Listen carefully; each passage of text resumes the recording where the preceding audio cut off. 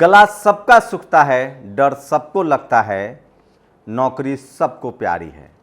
नमस्कार, मैं शंभू कुमार सिंह और आप देख रहे हैं नेशनल दस्तक।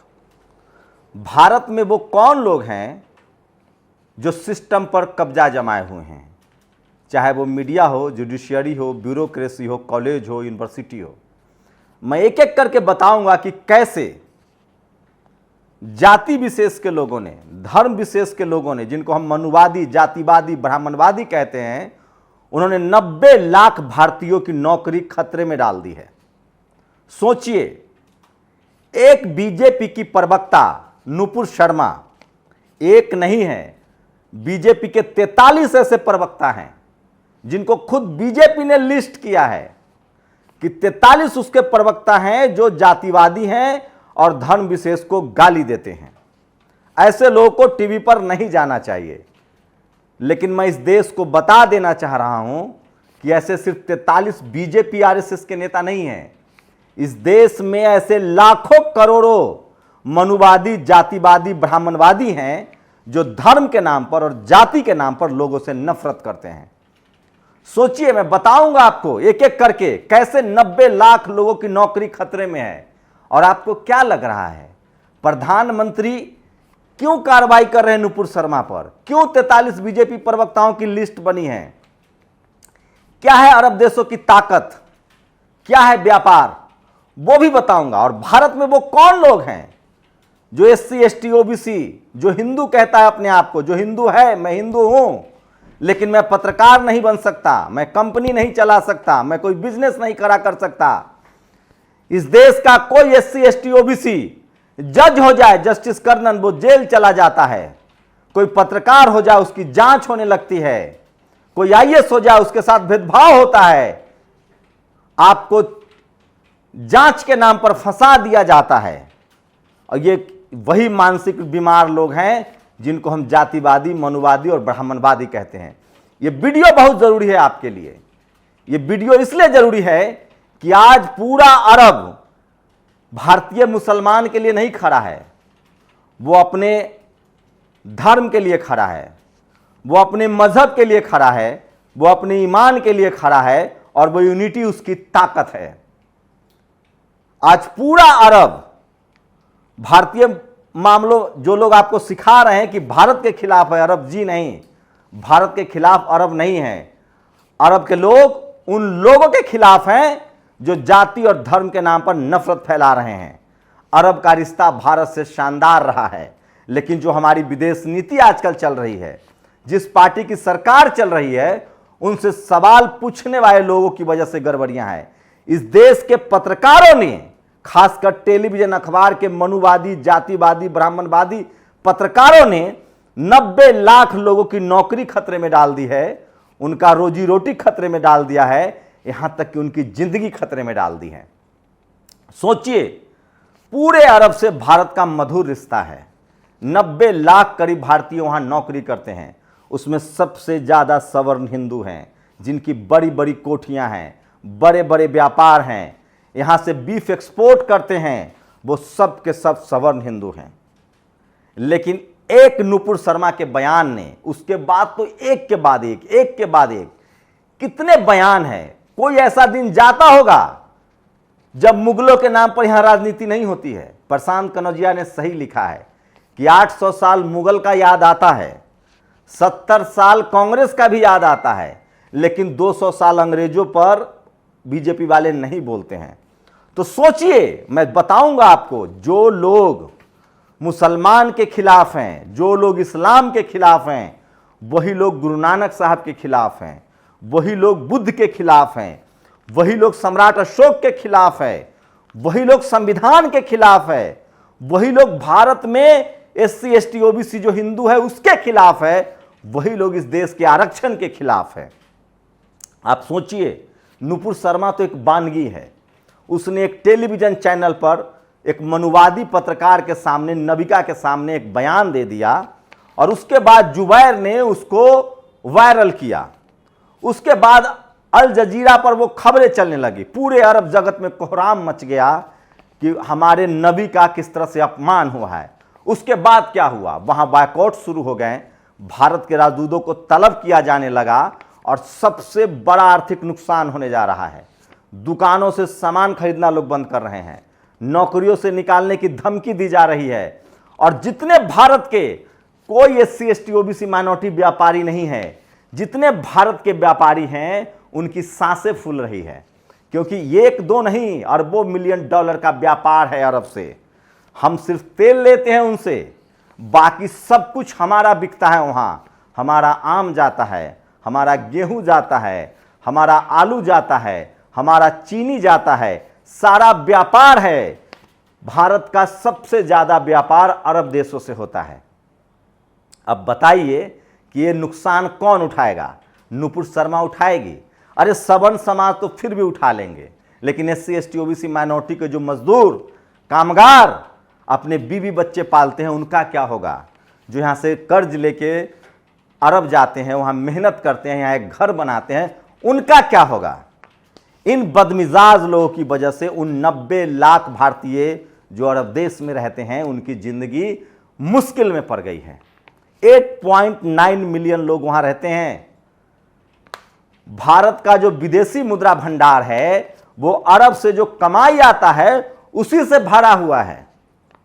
आप सोचिए, ये लोग चीन का फुलझड़ी का विरोध करते हैं। चीन को हम सब कुछ, चीन से हम निर्यात करते हैं, आयात नहीं करते हैं। चीन से हमारा कोई नुकसान नहीं होगा अगर चीन हम पर पाबंदी लगाए, क्योंकि हम उससे सामान खरीदते हैं, बेचते नहीं हैं।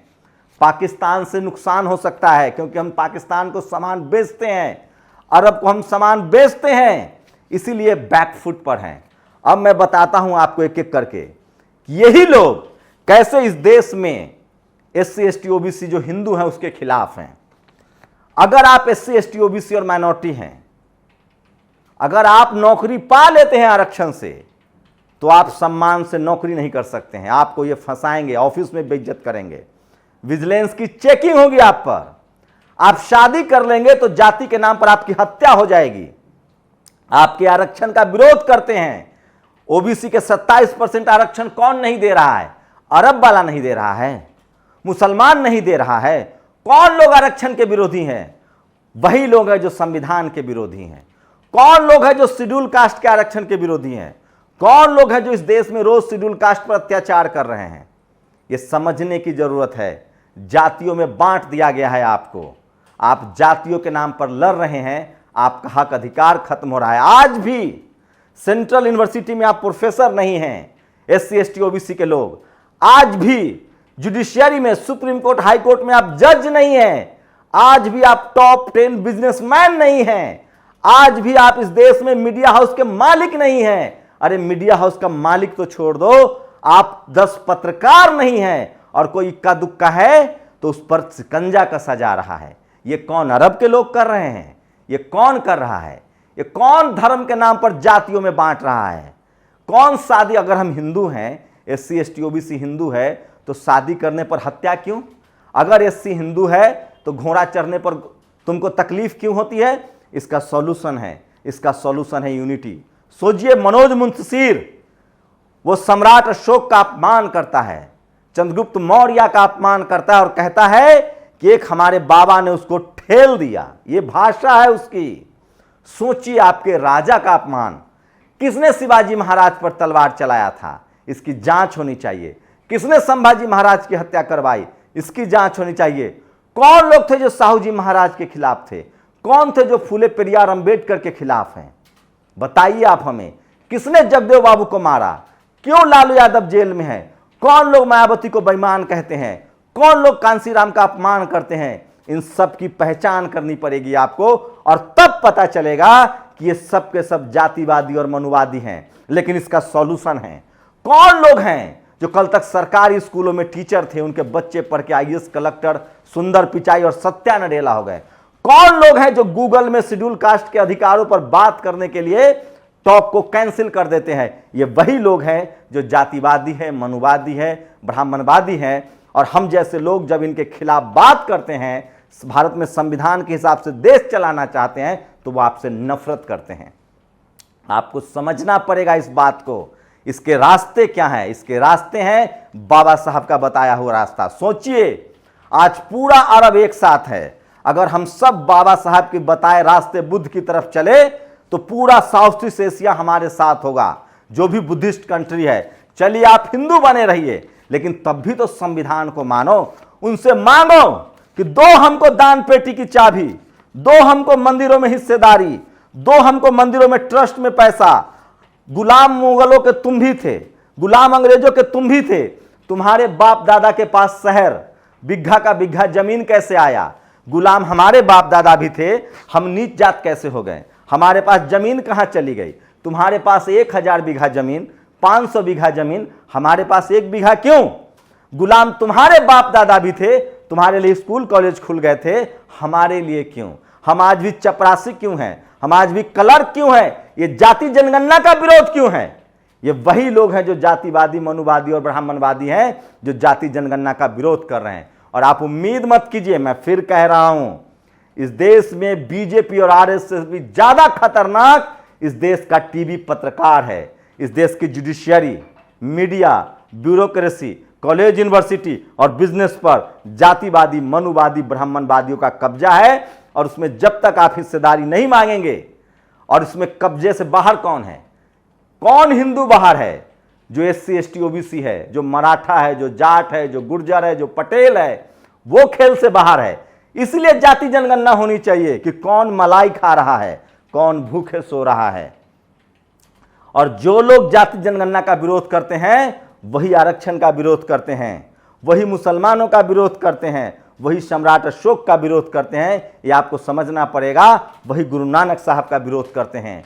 तो इस देश के बहुजनों को, एससी, एसटी, ओबीसी माइनॉरिटी को मैं ये नहीं कह रहा हूं आप हिंदू रहिए, आप सिख रहिए, आप किसी भी धर्म को मानिए, लेकिन आपका जो कॉन्स्टिट्यूशनल राइट्स है, जो संवैधानिक अधिकार है, उसके लिए सजग होइए। और उसके लिए वो तभी आपको मिलेगा जब आप एसपी डीएम बनेंगे, आप सीएम पीएम बनेंगे। और जो आपके सीएम पीएम बने हुए हैं, जो एसपी डीएम बने हुए हैं, जो सरकारी कर्मचारी हैं, अधिकारी हैं, जो बिजनेसमैन हैं, उनको डर से बाहर निकलना पड़ेगा और अपने समाज के लिए बात करनी पड़ेगी। इस देश की मजबूती के लिए बात करना पड़ेगा, संविधान के लिए बात करना पड़ेगा। आपको चुनाव में भागीदारी तय करनी पड़ेगी, मीडिया में भागीदारी तय करनी पड़ेगी। Media, judiciary, bureaucracy, college, university, business, इन सब में आपको अपनी भागीदारी ढूंढनी पड़ेगी। नहीं तो सिर्फ झुनझुना बजाने के लिए हम हिंदू हैं और जब अधिकार मांगे तो हम दूसरी जाति के हैं, ये नहीं चलेगा। अब अधिकार देना पड़ेगा आपको। जाति के नाम पर हमारा शोषण नहीं चलेगा। समझ लीजिए, आप पकड़े गए हैं। आप लोग एक्सपोज हो गए हैं। आपका जातिवाद, मनुवाद, ब्राह्मणवाद एक्सपोज हो गया है पूरी दुनिया के सामने। चाहे वो सुंदर पिचाई हो, चाहे गूगल हो, चाहे अरब हो, उसने एक्सपोज कर दिया है आपको। और आप क्या चाहते हैं? हम हिंदू एकजुट रहें, दो हमारी जमीनें, दो हमारा आरक्षण, बनाओ हमें जज, दो हमें बिजनेस का अधिकार, बनाओ हमें सीएम पीएम, बनाओ हमें एसपीडीएम, तब हम हिंदू हैं। सिर्फ वोट के लिए हम हिंदू नहीं हैं। और उसमें भी हमें पता नहीं कि हमारा वोट कैसे लेते हो। मैं इस देश के तमाम शोषित वंचित समाज से अपील करता हूं कि संवैधानिक तरीके से, डेमोक्रेटिक तरीके से, संविधान के हिसाब से अपने अधिकार के प्रति सजग होइए और पता कीजिए कि कौन आपके अधिकार को छीन रहा है। और एक लाइन में जवाब दीजिए कि वो भी मुगलों के गुलाम थे, हमारे बाप दादा भी मुगलों के गुलाम थे। वो भी अंग्रेजों के गुलाम थे, हमारे बाप दादा भी अंग्रेजों के गुलाम थे। उनके पास 500 बीघा जमीन और हमारे पास रहने के लिए घर नहीं। ये कैसे हुआ? जबकि वो भी हिंदू थे, हम भी हिंदू थे। इसका मतलब है कि कोई साजिश हुई है, और वो साजिश है जाति के नाम पर। हमें हिंदू बनाकर जाति के नाम पर साजिश किया गया है। और हम हिंदू हैं और हम अपना संवैधानिक अधिकार लेंगे। और जो भी हमारे संवैधानिक अधिकार का विरोध करेगा, जाति जनगणना हो, आरक्षण हो, वो हमारा दुश्मन है, वो हमारे अधिकारों का दुश्मन है और वो भारत का दुश्मन है। और ऐसे लोग की पहचान बहुत जरूरी है। बताइए वो लोग कौन है? अपने कमेंट में करके बात कीजिए और फिर बताइए कि वो कौन लोग हैं जिन्होंने 90,000, वो वही लोग हैं जिन्होंने 90 लाख भारतीयों की जिंदगी को खतरे में डाल दिया है। ये वही लोग हैं जो वोट के लिए जाति और धर्म का इस्तेमाल करते हैं। आपकी प्रतिक्रिया बहुत जरूरी है। कब तक हम 85% लोग डरते रहेंगे? कब तक ये हमारे जस्टिस कर्नन को जेल में डालते रहेंगे? कब तक ये रोहित वेमुला को मारते रहेंगे? कब तक डेल्टा मेघवाल की हत्या करते रहेंगे? कब तक बहुजन समाज की बहन बेटियों का रेप होता रहेगा? मैं फिर कह रहा हूं, इस देश के किसान मजदूर से जाट, गुर्जर, पटेल, मराठा, ये सब किसान जातियां हैं। आप अपनी भागीदारी तय कीजिए कि आप ब्यूरोक्रेसी में कितना है। जो 6 पावर सेंटर्स हैं, आप जुडिशियरी में कितना है, ब्यूरोक्रेसी में कितना है, हाई कोर्ट सुप्रीम कोर्ट में आपके कितने जज हैं, आप एसपीडीएम कितने हैं, आप बिजनेस में कितना है, तब आपको पता चलेगा कि इस देश में जाति जनगणना कितना जरूरी है। अपनी प्रतिक्रिया जरूर दीजिए। शुक्रिया। नेशनल दस्तक की आपसे गुजारिश है कि अगर इसको बचाना चाहते हैं तो नेशनल दस्तक को सब्सक्राइब करने के लिए रेड कलर के सब्सक्राइब बटन को दबाएं, फिर बेल आइकन की घंटी दबाएं। नेशनल दस्तक को बचाने के लिए बहुत जरूरी है कि हर खबर को शेयर करें, लाइक करें, कमेंट जरूर करें।